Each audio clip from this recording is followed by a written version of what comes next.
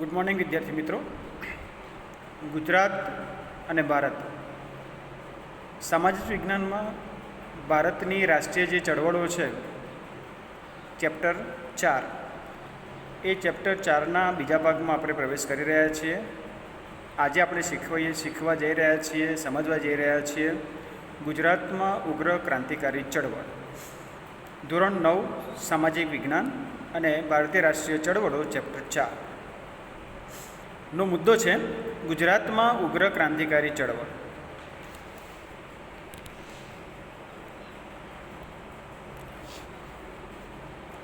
ગુજરાતમાં સશસ્ત્ર ક્રાંતિની ભૂમિકા તૈયાર કરનાર સર્વપ્રથમ નેતા અરવિંદ ઘોષ હતા. અરવિંદ ઘોષ, બારિન્દ્ર ઘોષ આ બધા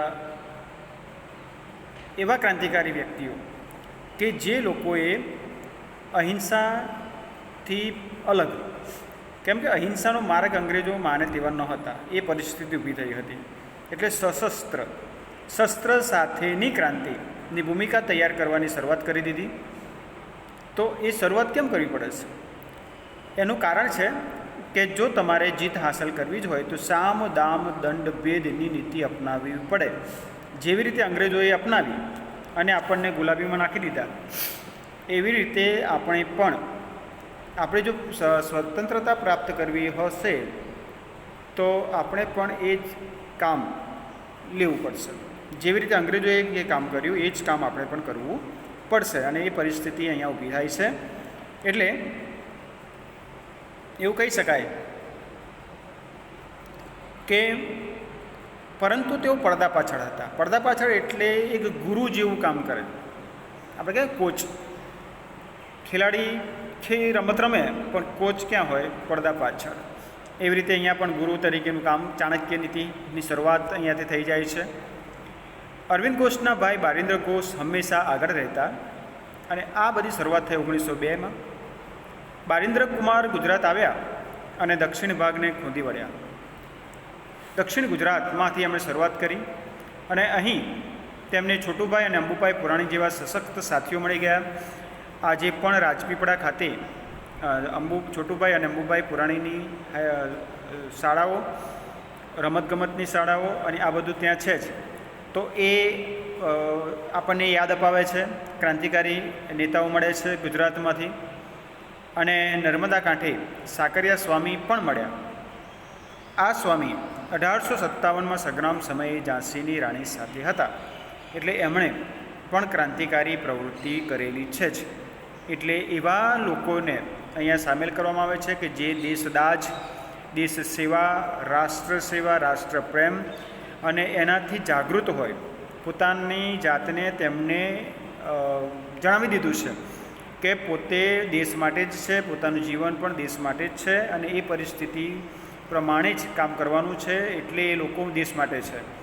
બારિન્દ્ર કુમારે વડોદરા, ચરોતરનો પ્રદેશ એટલે કે ખેડા જિલ્લો, અમદાવાદ, મહેસાણા એમ દરેક સ્થળે મધ્યમ વર્ગના યુવાનોને ક્રાંતિનો રંગ લગાડ્યો. એ સંદર્ભે અમદાવાદમાં રાયપુર દરવાજા બહાર વાઇસરોય મિન્ટોની બગી પર બોમ્બ નાખવાનો ક્રાંતિકારી બનાવ પણ બન્યો હતો કે આવા કામ કરીશું તો જ અંગ્રેજોની આંખો ખુલશે, નહીં તો અંગ્રેજો અત્યાચાર જે ચાલી રહ્યો છે અંગ્રેજોનો અત્યાચાર ચાલતો જ રહેશે અને આપણે આપણી મૂળ પરિસ્થિતિમાં જ રહીશું. જ્યારે સાચી પરિસ્થિતિ જે છે કે દેશ આપણો છે, આપણે જ આપણા દેશને બચાવવાનો છે, એ પરિસ્થિતિ આવશે નહીં. તો આવી ક્રાંતિકારી પ્રવૃત્તિઓ એ થવા લાગી હતી અને આખા દેશમાં જે થઈ એ અસર ગુજરાતમાં પણ આપણને જોવા મળે છે. હવે અરવિંદ ઘોષે ભવાની મંદિર નામના પુસ્તકમાં ક્રાંતિની યોજના લખેલી. હવે એ વખતે શું થતું કે અંગ્રેજોની સતત નજર આ લોકો પર રહેતી હતી. એટલે નજરકેદ એવું કહી શકાય.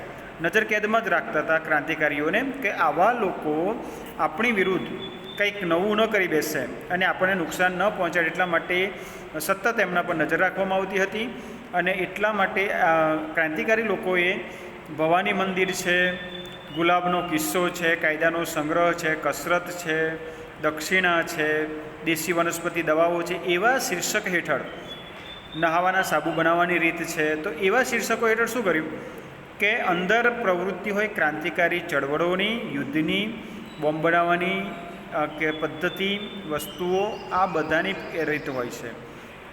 અને બહાર આપણને લાગે કે આ તો અલગ અલગ પુસ્તકો હશે, પણ એ પુસ્તકોની અંદર ખરેખર ક્રાંતિકારી પ્રવૃત્તિઓનું કાર્યો, વિષયો અને ચર્ચાઓ થતી હતી. તો આ કામ એ શરૂ કરી દીધું છે એમણે છુપી રીતે, અને કરવું જ પડતું, છુપી રીતે જ કરવું પડતું હતું. કેમ કે અંગ્રેજો ઠેર ઠેર, અંગ્રેજોએ તેમના સાગરીતો, જેને કહી શકીએ આપણે ગુપ્તચરો, એ મૂકી દીધેલા હતા. અને આ રીતે એ શીર્ષકોવાળી પુસ્તિકાઓ ક્રાંતિની યોજનાઓના વિચાર ફેલાવવા માટે પ્રગટ કરાયેલી, જેથી અંગ્રેજોને ખબર જ ન પડે. આ પુસ્તિકાઓમાં બોમ્બ બનાવવાની રીતો પણ હતી. ચાંદોદ અને કરનાળી પાસે ગંગનાથ વિદ્યાલય આવેલી છે. એ વડોદરાથી લગભગ 60 કિલોમીટરની અંતરે આ જે ચાંદોદ અને કરનાળી આવેલું છે, ત્યાં ગંગનાથ વિદ્યાલયની સ્થાપના પણ કરવામાં આવેલી, અને ત્યાં પણ આવી પ્રવૃત્તિઓ ચાલતી હતી.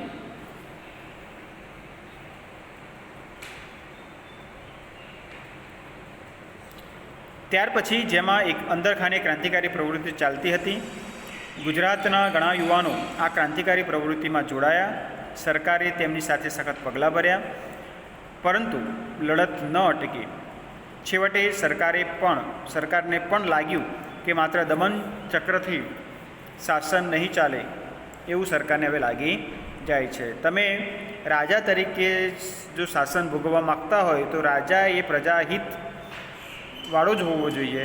એ અર્થમાં હોય છે, જ્યારે તમે પ્રજાને નુકસાન પહોંચાડો છો તો પ્રજા પણ તમને ઉખેડી નાખે, આ નિયમ છે જ. અને એ અર્થમાં એટલે એ લોકો પછી દમન ચક્રની વાત આવી ગઈ, એટલે એકલું દમન ચક્ર ચાલશે નહીં. પછી શું કરે છે, વાટાઘાટો કરે, સમજૂતી કરવાનો પ્રયાસ કરે, અને એ બધા પ્રયાસોમાં એ લાગી જાય છે. વિદેશોમાં ક્રાંતિકારી ચળવળ. ભારતને અંગ્રેજોના શાસનમાંથી મુક્તિ અપાવવા માટે વિદેશોમાં પણ ક્રાંતિકારી ચળવળની શરૂઆત થઈ ગઈ.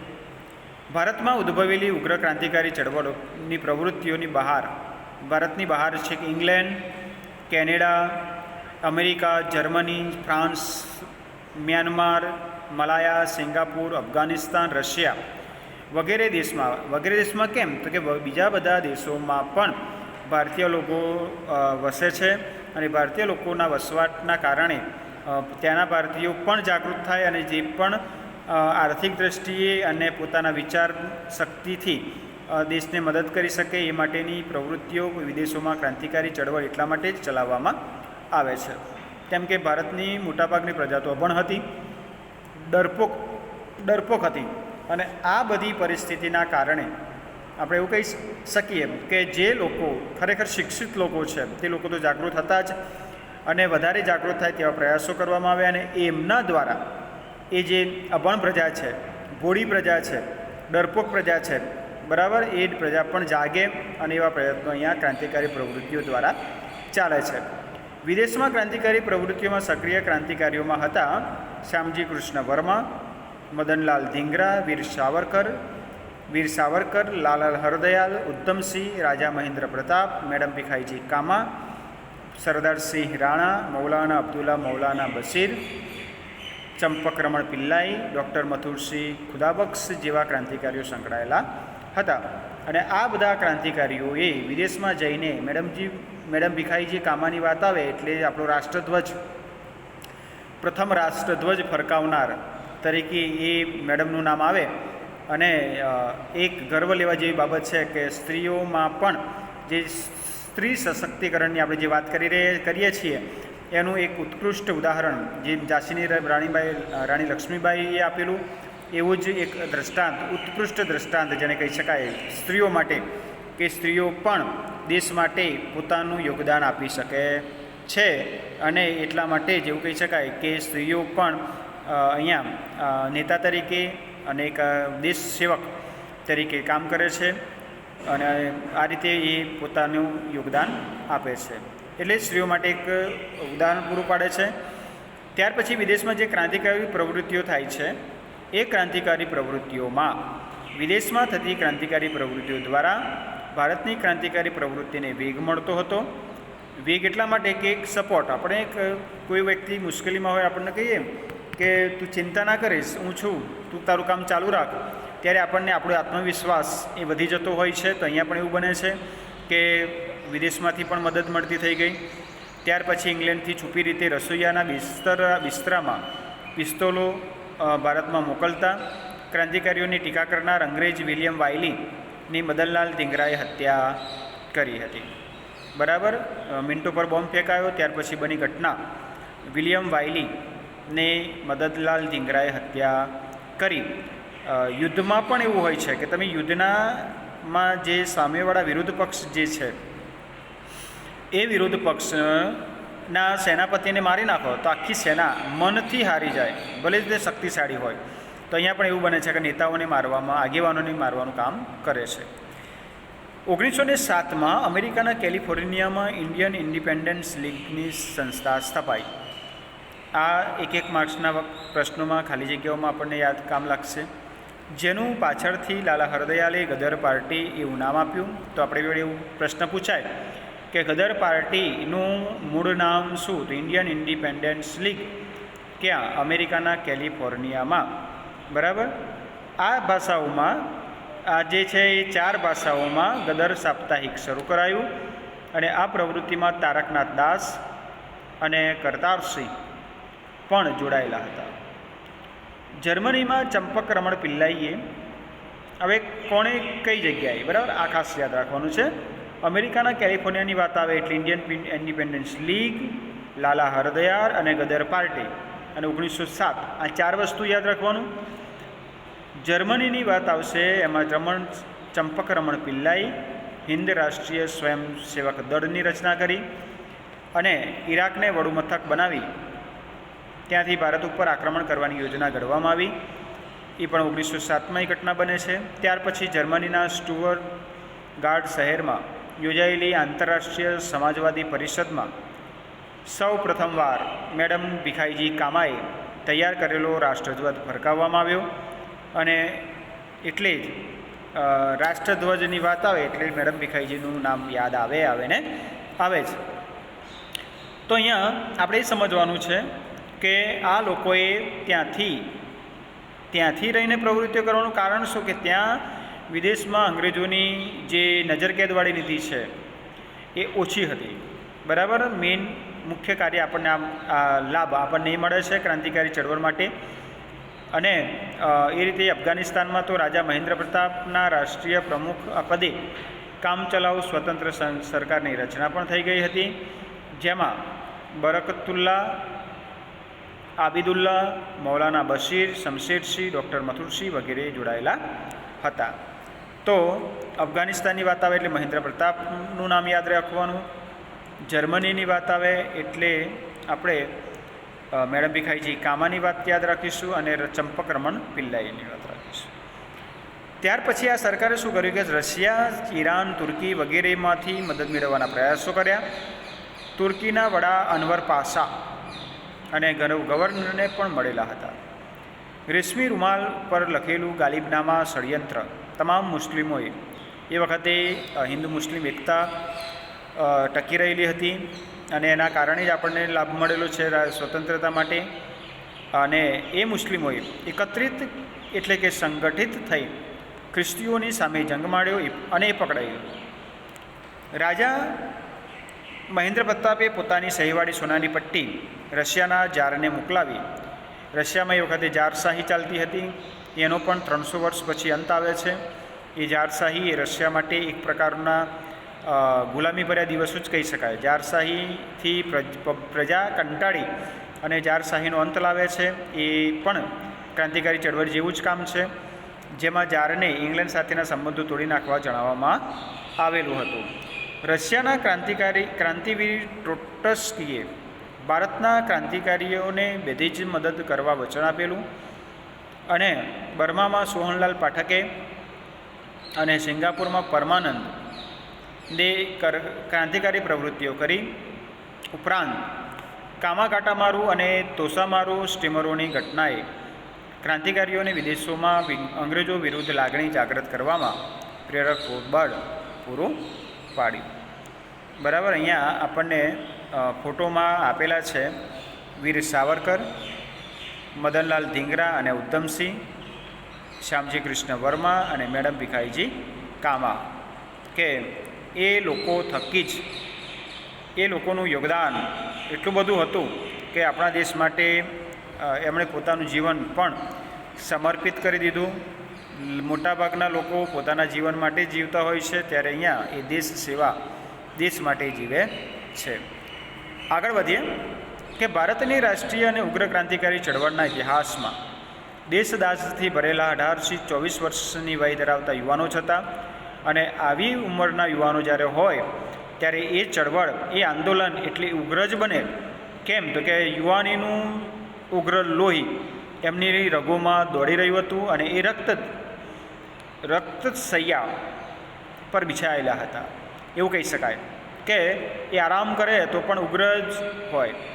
અને એમના એ જે આત્મવિશ્વાસની વાત આવે, જનૂનની વાત આવે, કે કોઈ પણ કામ હિંમતની વાત આવે, તો એ માટે એ તૈયાર હતા. એટલે આ ઉંમર એક એવી ઉંમર છે, 18 થી 24 વર્ષની ઉંમર, કે ભર યુવાની એમ કહી શકાય. અને યુવાન એટલે બધું જ કરી શકે. એ આત્મવિશ્વાસ સાથે એ લોકો જોડાઈ ગયા હતા અને એનો જ લાભ એ આપણને મળે છે. મોતને મુઠ્ઠીમાં લઈ ગમે તેવા સાહસ અને રોમાંચક કાર્યો તેઓ પાર પાડતા અને પકડાઈ જાય તો હસ્તે મુખે ફાંસીને માછડે ઇન્કલાબ જિંદાબાદ અને વંદે માતરમ જેવા ગગનભેદી નારા સાથે ચડી જતા. આપણે જાણીએ છીએ કે ભગતસિંહ, સુખદેવ, રાજગુરુ, બરાબર, ત્રિપુટી એમની, અને એ પણ હસ્તે મુખે દેશ માટે પોતાના જીવનનું બલિદાન આપી દીધેલું હતું. અને એ રીતે માબોમની આઝાદીના ઉમદા ધ્યેયને માટે વીરગતિ એ પામતા. તેમણે જે ઊંચી દેશભક્તિ, ત્યાગ અને બલિદાન આપ્યા તે યુવા પેઢીને સદીઓ સુધી પ્રેરણા આપ્યા કરશે કે દેશ પ્રેમ તો હોવો જોઈએ જ. અને એ રીતે એમના દ્વારા આપણને એક પ્રેરણાત્મક જીવન જીવવાની પ્રેરણા મળે છે કે દેશ માટે આપણે એ કરવું જ જોઈએ, કરવું જ રહ્યું એવું કહી શકાય. ત્યાર પછી બીજી ઘટના બને છે મોર્લે મિન્ટો સુધારા 1909. અંગ્રેજોની જે ભાગલા પાડો અને રાજકરોની નીતિ અપનાવી અંગ્રેજોએ હિન્દુ મુસલમાન વચ્ચે કોમી વૈમનસ્ય ઊભું કરેલું. અસમાનતાઓ અંગ્રેજોએ જ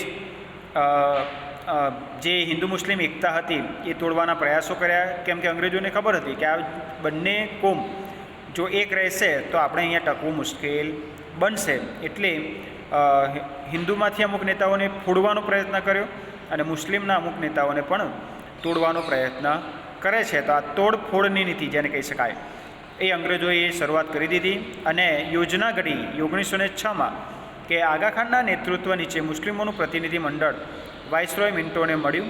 તે વખતે હિન્દી વજીર મોર્લે હતા. એટલે જ આ સુધારો મોર્લે મિન્ટો સુધારા તરીકે ઓળખાય છે. અને એ 1909માં બની ઘટના. આ સુધારાને મોર્લે મિન્ટો સુધારો કહે છે. પણ એ સુધારામાં દેશની માટેની કોઈ સારી બાબતો હતી નહીં. એટલા માટે એવું કહી શકાય કે એનો કોઈ મતલબ ન હતો. ત્યાર પછી ઘટના બને છે ગાંધીજીનું ભારતમાં આગમન. આપણે જ્યારે આજે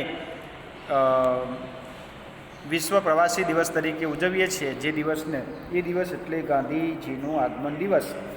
અને એ ઘટના બની 1915ની 9મી જાન્યુઆરીએ. ગાંધીજી દક્ષિણ આફ્રિકાના રંગભેદ વિરોધ જે નીતિ છે, બરાબર, એ રંગભેદ વિરોધ નીતિ ગાંધીજીએ પોતે ત્યાં બધું સહન કરેલું. એમને કાળા ગોરા ભેદની નો અહેસાસ એમને થઈ ગયેલો. એમને ટ્રેનમાંથી ફર્સ્ટ ક્લાસ કે સેકન્ડ ક્લાસમાં જગ્યા મળતી નથી. એ ઘટના પછી એ કાળા ભારતીય લોકોને લોકો કાળા સમજે છે અને ત્યાંના કાળા લોકો બંને લોકો સહન કરે છે. એટલે એ બધો અનુભવ ગાંધીજી ખરેખર ત્યાં તો વકીલાત માટે ગયા હતા, કંઈ દેશ સેવા કે લડત માટે નહોતા ગયા. પણ ત્યાં ગયા પછી એમને જે અનુભવ થયા એ અનુભવમાંથી એમનામાં દેશદાજ કે આ જે ભેદ છે, આ નીતિ છે, કઈ રંગભેદ નીતિ, કાળા ગોળા હોવું એ વ્યક્તિના હાથમાં નથી, બરાબર. જન્મથી એ વ્યક્તિ હોઈ શકે તો એની શું ભૂલ? તો એને એ સહન કેમ કરવું પડે છે? એ ન કરવું પડે એટલા માટે એ ગાંધીજી આનો વિરોધ કરે છે. ત્યાં પણ સત્યાગ્રહ કર્યો અને એમાંથી એમને આત્મવિશ્વાસ વધતો ગયો અને એ પછી પોતાની વકીલાત છોડી દે છે. અને એમને એવું લાગે છે કે આ ખરેખર જે પ્રજા માટે જનસામાન્ય માટે આ જે બની રહ્યું છે એ ખોટું છે અને એનો વિરોધ થવો જોઈએ, એની અસર ગુજરાત અને ભારત દેશમાં પણ પડે છે અને એ ભારતમાં આવીને પણ આ જ કાર્ય કરે છે.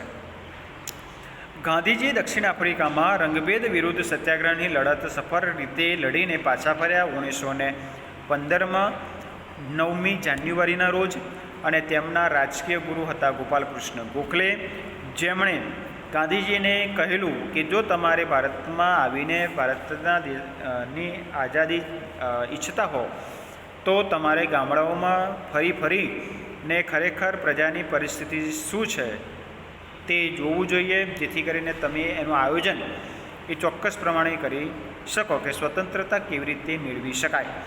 એટલે ગાંધીજીએ પછી બિહારમાં જઈને ચંપારણ જે સત્યાગ્રહ બને છે એ પહેલાં ગામડાઓનો અભ્યાસ કર્યો, ગામડાઓમાં ફર્યા અને પ્રજાને વાસ્તવિકતા જે છે એ વાસ્તવિકના સ્તર પર જઈને તેઓ કામ કરે છે. એટલે એ ગોપાલકૃષ્ણ ગોખલે એમણે જે સલાહ આપી એ કામ લાગી. ત્યાર પછી એમના આધ્યાત્મિક ગુરુ છે શ્રીમદ રાજચંદ્ર, જે જૈન ધર્મ સાથે જોડાયેલા છે. એ પણ જૈન શ્રીમદ રાજચંદ્ર જે છે એ પણ ગાંધીજીમાં એમનાથી ઘણું બધું ગાંધીજી શીખ્યા છે, અને એ ગાંધીજી જે શીખ્યા છે એટલે શ્રીમદ રાજચંદ્રનો ફોટો તમે જ્યારે જોશો ત્યારે તમને લાગશે કે એ પણ ગાંધીજી જેવા જ શુક્લકડી હતા. એ પણ પોતાના શરીર પર કપડું ધારણ કરતા ન હતા, માત્ર પોતળી પહેરતા હતા. તો એમની અસર ગાંધીજીમાં પણ આપણને જોવા મળે છે. તો આવા જે તેજસ્વી ગુરુઓ ના કારણે પણ એક ગાંધીજી પણ તેજસ્વી બની શક્યા એવું કહી શકાય. ગાંધીજીએ ઘણા ખરા ભાગોમાં પ્રવાસ કરી હિંદના જીવનને ઓળખવાનો પ્રયાસ કર્યો, અને એ રીતે એવું કહી શકાય કે હિન્દુસ્તાનની ગરીબીનું મૂળ અંગ્રેજો દ્વારા થતા શોષણને કારણભૂત છે.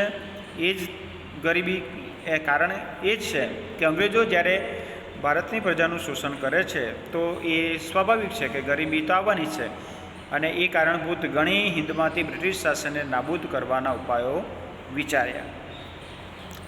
ત્યાર પછીની ઘટના ચળવળ બને છે રોલેટ એક્ટ.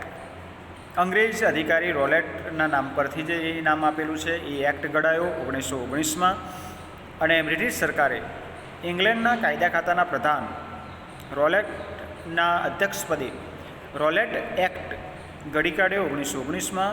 હવે આ કાયદામાં જે સભ્યો રાખવામાં આવે છે એની પણ વાત કરવાની છે, અને એના વિચારો કે આ કાયદો ક્રાંતિકારીઓ અને રાષ્ટ્રવાદીઓનું દમન કરવાના ઉદ્દેશથી ઘડાયેલો.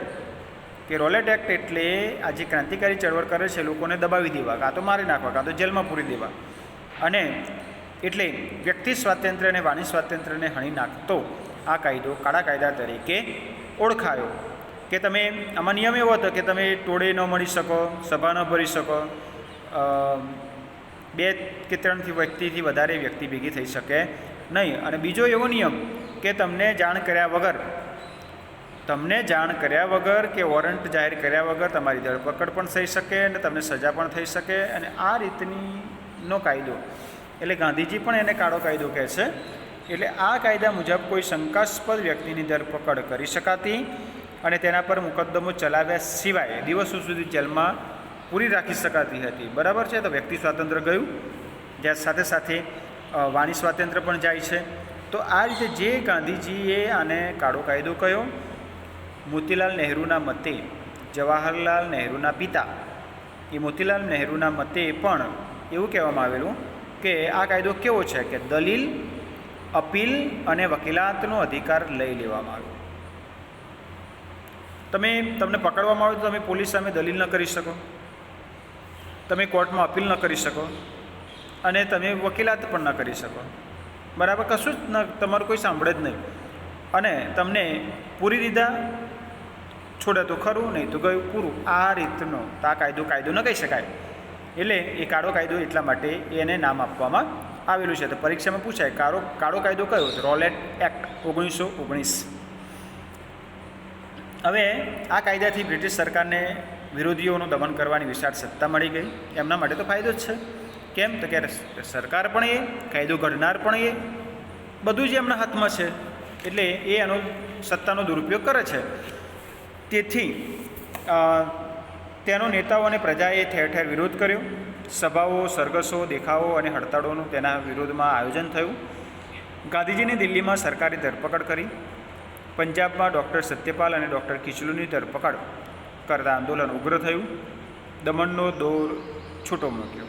તો બરાબર છે. હવે આજે ડૉક્ટર સત્યપાલ અને ડૉક્ટર કિચલુની જે ધરપકડ થાય છે એ ધરપકડ જલિયાવાલા બાગના હત્યાકાંડ સાથે જોડાયેલી બાબત છે. તો એ આ ઘટનાની આગળ ક્રમશઃ ચાલે છે કે જલિયાવાલા બાગનો જે હત્યાકાંડ થયો એ થયો 13 એપ્રિલ 1919ના રોજ.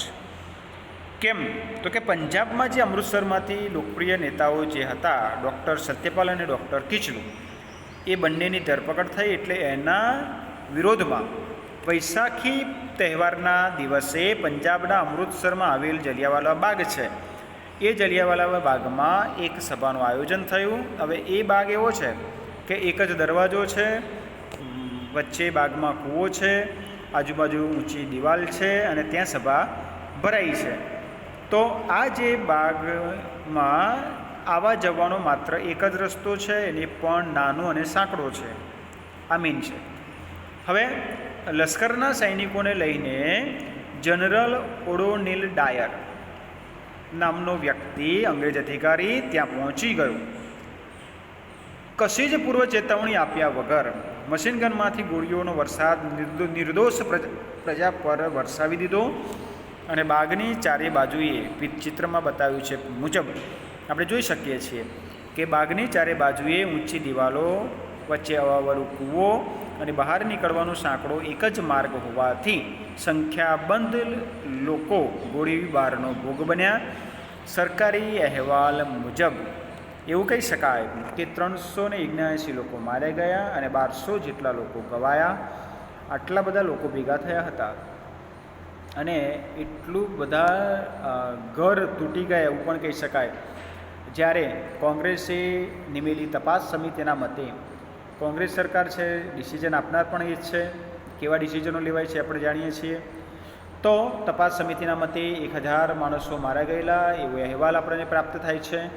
બ્રિટિશ સરકાર વતી તપાસ કરનાર હન્ટર કમિશન, હન્ટર એટલે શિકાર, શિકારી, હન્ટર એટલે શિકારી, આ શિકાર જ કરી દીધો પ્રજાનો, એટલે નામ પણ એ રીતે આપ્યું હન્ટર કમિશન. અને જનરલ ડાયરનો, તો હન્ટર કમિશને જનરલ ડાયરનો બચાવ કર્યો. એક ખોટું કામ કરી રહ્યા છે છતાં પણ, કેમ તો કે એમના હિતમાં છે, અંગ્રેજોના હિતમાં, એટલે તો પેલો કાયદો ઘડેલો રોલેટ એક્ટ. અને એ પછી અજાણતા થઈ ગયેલી પ્રામાણિક ભૂલ, આ શબ્દોનો ઉપયોગ તો જુઓ તેમણે કરેલો છે. અજાણતા થઈ ગયેલી પ્રામાણિક ભૂલ એટલે પેલા ડાયરે પ્રામાણિક ભૂલ કરી છે, કેવી પ્રામાણિક, આમ નવાઈ લાગે આપણને. અને એક ભૂલ છે એમ કરીને એમને ક્ષમ્ય ગણી, એમને કશી જ સજા થઈ નહીં. બીજી તરફ શું થયું, જ્યારે ઇંગ્લેન્ડ પાછા ફર્યા ત્યારે તેમનું 2000 પાઉન્ડ તથા તલવાર આપીને સન્માન કરાયું. કેમ તો કે સરકાર એમની છે, સત્તા એમની છે, ભારતીય પ્રજાને મારી નાખવામાં આવી છે, અંગ્રેજોને નથી માર્યા. એટલે જ આ રીતે એક પક્ષપાત ભર્યું જે વલણ આપણને અંગ્રેજો તરફથી, અંગ્રેજોના ઇંગ્લેન્ડમાં બેઠેલા રાજાઓ તરફથી પણ, રાજા કે રાણી તરફથી પણ આપણને પક્ષપાત થતો જોવા મળે છે. એટલે આ ઘટના પછી એવું કહી શકાય કે વધારે આંદોલન ઉગ્ર બને છે, જાગૃતિ ફેલાઈ જાય છે અને એ રીતે આપણે આગળ વધીએ છીએ. તો શું થાય છે, આથી હિન્દની પ્રજાને જબરજસ્ત આઘાત લાગ્યો. અમાનવીય હત્યાકાંડ થયો છે એ તો આપણે જાણીએ છીએ. અને આ ઘટના પછી ગાંધીજીની અંગ્રેજો પ્રત્યેની રહી સહી શ્રદ્ધા પણ ડગી ગઈ. ગાંધીજી થોડું માનતા કે આમ સમજૂતીથી, વાટાઘાટો કે વાતચીતથી માની જશે, પણ એવું બનતું નથી. અને એવું કહી શકાય કે આ બનાવે સમગ્ર દેશમાં રાષ્ટ્રીય એકતા સ્થાપવાનો મહત્ત્વનો ભાગ ભજવ્યો. અસહકારના ભાવિ આંદોલનની ભૂમિકા પણ આ હત્યાકાંડે પૂરી પાડી છે.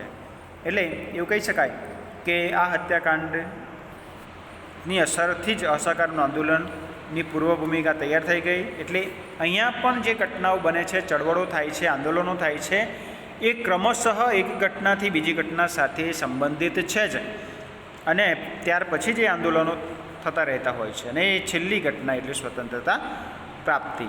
તો આ ઘટનાઓ એકબીજા સાથે સંકળાયેલી એક પ્રકારની ઘટનાઓની સાંકળ સાથે આપણે ચાલવાનું છે. તો મિત્રો આજે બીજા ભાગમાં આટલે સુધી. ત્રીજા ભાગમાં મળીશું અને આપણે પૂરેપૂરી ડિટેલમાં આપણે સમજવાનો પ્રયત્ન કરીશું. પ્રશ્નો સાથે સાથે સમજતા જવાના, સ્વાધ્યાયના પ્રશ્નો પણ સમજતા જવાના, અને ઘટનાઓ કેમ બની છે કારણો પણ જાણતા જવાના, જેથી કરીને આપણને ભૂખવાની જરૂર નથી. ઘટના બને છે કેમ બને છે, કયા કારણોસર બને છે, અને એની અસરો શું થઈ, પરિણામ શું આવ્યું, આ બધું જ આપણે જો જાણી લઈએ તો એ યાદ રાખવામાં સરળ રહેતું હોય છે. એક એક વાક્ય વાંચીને ઘટનાને ગોખવાની જરૂર નથી, સમજવાની જરૂર છે. બરાબર? આભાર.